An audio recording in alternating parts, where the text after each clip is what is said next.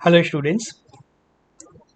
आगे चलते हैं। अब हम लोग पिछले वीडियो में हिस्टोग्राम देखा था। इस वीडियो में हम लोग बात करेंगे पाई चार्ट की। जो चार्ट इस तरीके का होता है, सामने जो स्क्रीन पे दिख रहा है चार्ट, इस तरीके के चार्ट को हम लोग क्या कहते हैं? Pie chart. सिंपल सा नाम है पाई चार्ट। कैसे पढ़ सकते हैं? इसमें क्या लिखा है देखो। फोपर टेनिस है ना, ये देखो यहाँ टेनिस रेड कलर से डिनोट किया हुआ है। टेनिस में 10% है ना, इस पूरे सर्कल का 10% हिस्सा टेनिस के लिए मार्क किया गया है। फेवरेट स्पोर्ट्स ऑफ स्टूडेंट्स की बात कर रहे हैं, टेनिस आ रहा है हमारा 10%, hockey 15%, chess 12%, football 24%, cricket favourite favourite होता ही है क्रिकेट, 35% क्रिकेट है, और 4% स्केटिंग। मतलब क्या हुआ इसका? यदि 100 बच्चे हैं हमारे सैंपल स्पेस में, यदि हम लोग 100 बच्चे की बात करें आउट ऑफ 100%, मतलब out of 100, percentage means out of 100, यदि हम लोग 100 बच्चे की बात ले 100 बच्चों की बात करें तो उसमें से 10 बच्चों को टेनिस पसंद है, 15 बच्चों को हॉकी पसंद है, 12 बच्चों को चेस पसंद है, 24 बच्चों को फुटबॉल पसंद है, 35 बच्चों को क्रिकेट पसंद है, और 4 बच्चों को स्केटिंग पसंद है। तो यहाँ पे एक्चुअल नंबर्स की बात नहीं होती है। जैसा हिस्टोग्राम हमने देखा था, हिस्टोग्राम में हम लोग बात करते थे एक्चुअल फ्रीक्वेंसी के बारे में, एक्चुअल जो वैल्यू होती है वो मिलती थी, लेकिन यहाँ पे हमें परसेंटेज में वैल्यू मिलती है पाई चार्ट में, है ना। हमें जब 100 में दिखाना है, हमें एक्चुअल नंबर की जरूरत नहीं है। ऐसा जब सिनेरियो हो, हमें कोई ग्राफ, देखो एक बार ग्राफ में निकालता हूँ, पिछले वीडियो में जो हमने बनाया था यही देख लो। पिछले वीडियो में ये हिस्टोग्राम हमने बनाया था, ध्यान आ रहा है?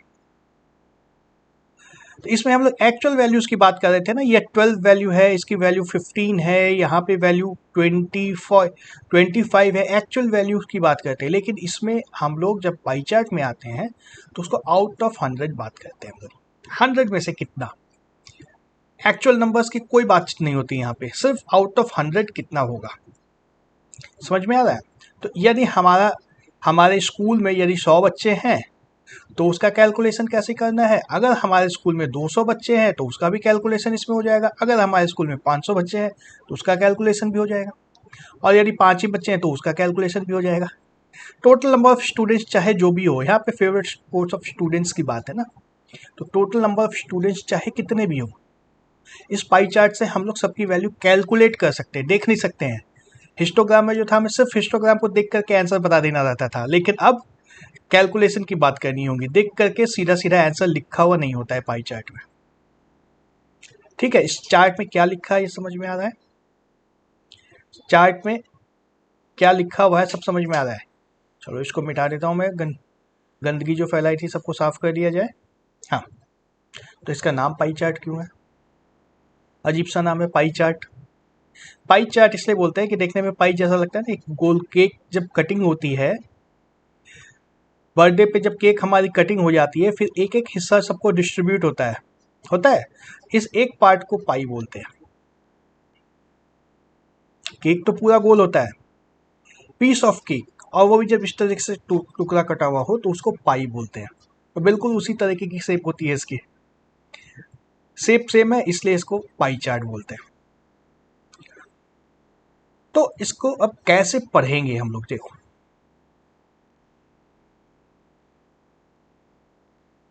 दिख रहा है। Favourite sports of students,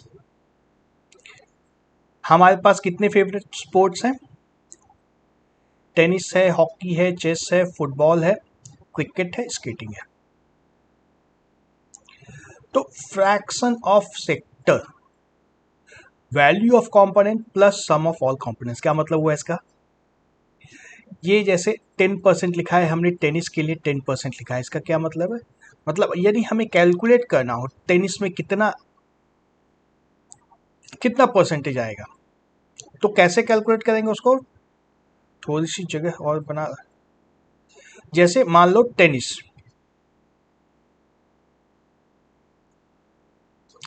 number of students playing tennis, दिख रहा है ना।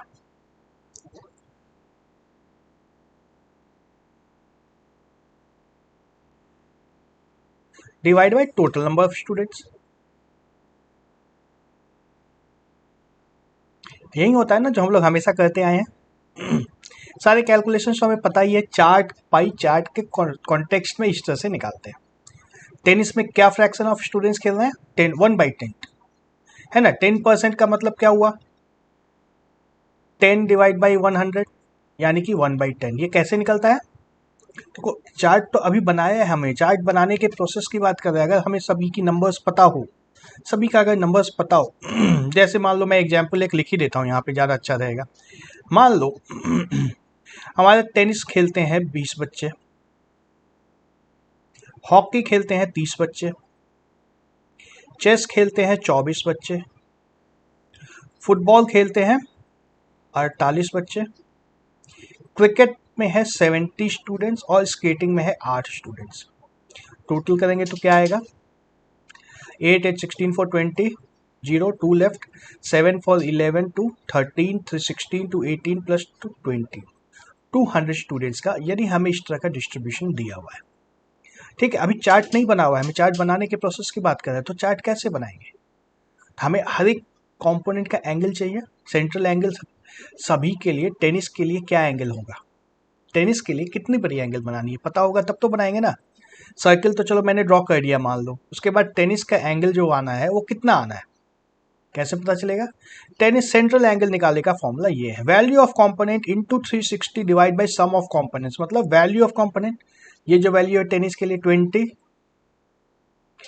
Divide by 360 into 100। सो उल्टा कर दिया।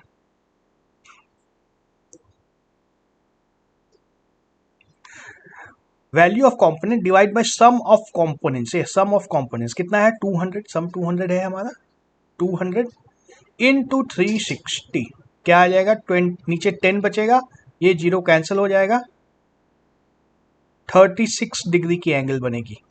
ये एंगल जो है ना, कितनी एंगल है 36 डिग्री की एंगल बनेगी। और ड्रॉ करने के लिए तो हमें एंगल ही चाहिए ना, एंगल निकाल करके पहले ड्रॉ कर देंगे, एंगल निकाल करके पहले ड्रॉ करना होगा।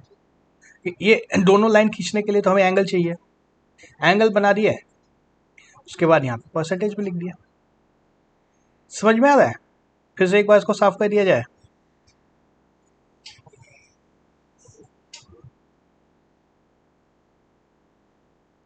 तो सेंट्रल एंगल निकालने का formula value of component divide by sum of component into 360, और परसेंटेज निकालने का तो हमारा स्टैंडर्ड फॉर्मूला है टेनिस की value divide by total value into 100। हमारा 10 आ जाएगा आराम से, यही ना 20 डिवाइड बाई 200 इंटू 100 कर देंगे, 10 कैंसिल 10%। ठीक है, तो हमारे पास जब नंबर्स इस तरह से दिए हों, ग्राफ में तो पहले इस तरह के नंबर्स ही कुछ दिए रहेंगे, उसको कन्वर्ट करना होगा, तो इस फॉर्मूले से हम लोग कन्वर्ट कर देते हैं। कोई खास टेढ़ा मोड़ा फॉर्मूला तो है नहीं, सीधा सीधा है ना।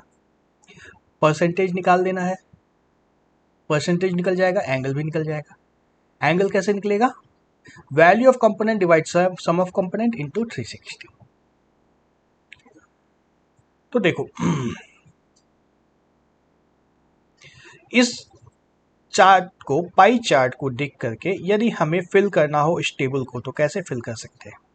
दिख रहा है चार्ट पूरा, नहीं दिख रहा है, टेबल थोड़ी सी ऊपर आ जाओ। हाँ अब बता, टेनिस फ्रैक्शन ऑफ कंपोनेंट 1/10 है, हॉकी का क्या होगा 15/100 होगा, क्या होगा 3/20, चेस का 12/100, 3/25, फुटबॉल का 24/100, 8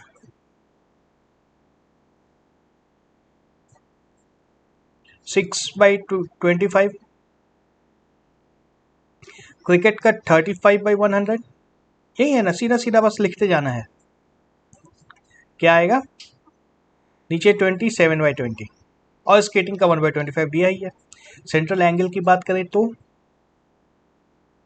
360 का पूरा एंगल है इंटू 1/10 कर दो इज इक्वल टू 36 डिग्रीज। यहाँ पे 360 इंटू 3/20 कितना हो जाएगा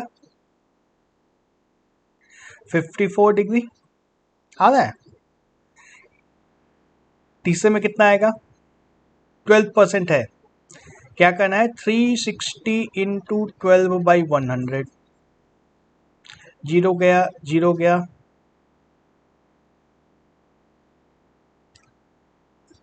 वाओ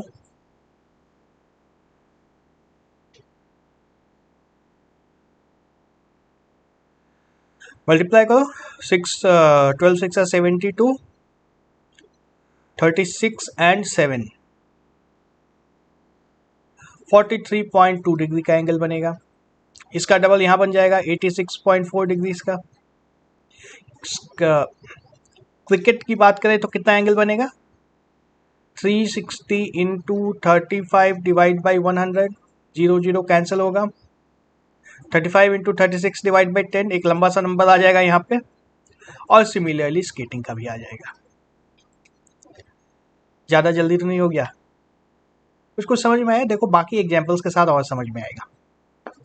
पहला एग्जाम्पल देखो the pie chart shows the number of participants from 4 countries PQRS taking part in a tennis tournament. Given that there are 18 participants from country S, find the number of participants from country R. S में जो है ये 18 participant है, ये दिया है हमें। R में कितने पार्टिसिपेंट होंगे यह निकालना है। टेढ़ा टेढ़ा क्वेश्चन लग रहा है, लग रहा है। देखो इसको सॉल्व करने के लिए हमें सबसे पहले x की वैल्यू चाहिए। x की वैल्यू चाहिए। x की वैल्यू कैसे निकाल सकते हैं। अभी तक तो देखो हमें डिग्री पता है, इसका डिग्री पता है, इसका डिग्री पता है, बाकी दोनों का तो डिग्री नहीं पता है। तो डिग्री पहले पता लगाना होगा। डिग्री पता लगाने के लिए हमें x चाहिए। और x को देखो यहाँ पे पूरा गोल एंगल को मेजर करेंगे तो 360 डिग्री आएगा। मतलब 90 degree plus 2x plus 60 degree plus x is equal to 360 degrees. यानी कि 3x is equal to 360 degrees minus 150 degrees जो कितना हो जाएगा 240 डिग्री। यानी कि x is equal to 80 degree. 2x is equal to 160 degree. ये 2x की वैल्यू आ गई हमें 160 डिग्री। ठीक है। अब 18 जहां पे वैल्यू था उसमें 60 डिग्री का एंगल बन रहा है ना। इस कैलकुलेशन को थोड़ा सिर्फ क्लीन कर देता हूं मैं।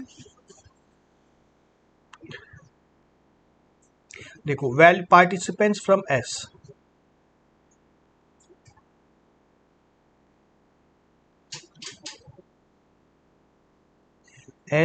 Divide by total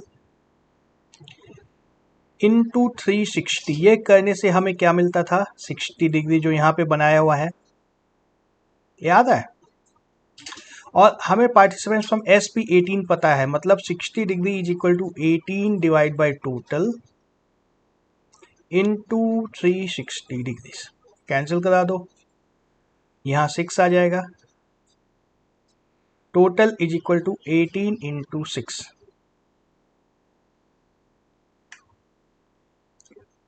98। अब आर का निकाल दो। आर का कैसे निकलेगा 160। फिर से यही फॉर्मूला लगाना है। 160 degree is equal to R के participants divide by 98 into 360। Solve कर दो इसको। R is equal to 160 into 98 divide by 360 degree. Zero गया जीरो गया, तो 48 पार्टिसिपेंट्स आर फ्रॉम आर। समझ में आया। Number of participants from R 48 होगा।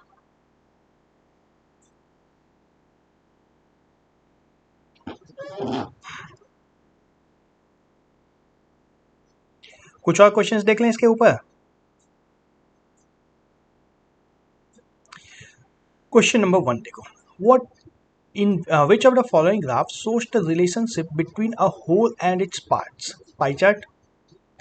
Data collected in a survey shows that 60% of the buyers are interested in buying a particular brand of a toothpaste. In a pie chart, what part of circle will represent this information? 60% मतलब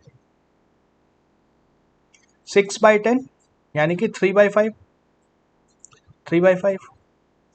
In a pie chart representing data for favorite colors of students, 2/3 of the circle is covered by blue. If 300 students participated in the survey, then what's the number of students who like blue color? 2/3 है ना. 300 into 2 by 3 is equal to 200. यही हमारा answer है. Second question पे आते हैं. The given pie chart shows the favorite fruit of some students. Study the given chart and answer the questions. How many students were surveyed? सबका total करना है. 20 plus 5 25 plus 3 28 plus 10 38 plus 7 45. Which fruit was most liked by the students? 20 वाला ये blue color mango. Find a fraction of each part of the circle. Fraction निकल जाएगा अब तो, है ना. ये हो जाएगा 20 डिवाइड बाई 45, ये 7 by 45. इस तरह से सबका निकाल सकते हो. नेक्स्ट क्वेश्चन पे आ जाए हम लोग. Question number 3. In the given pie chart shows the number of students passed in different divisions class and the number of students who failed. The total number of students was 360. Refer to the pie chart and answer the following questions. How many students were passed in first division? First division 25% मतलब 1/4. 25 by 100 is equal to 1/4. Total students हमारे पास 360 है. 360 का 1/4 कितना हो जाएगा? 90. How many students way failed? 10%.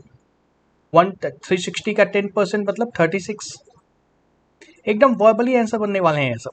How many students way passed in second division? Second division में 35% मतलब 360 into 35 divide by 100 कितना आएगा? 35 इंटू 36. 35 इंटू 36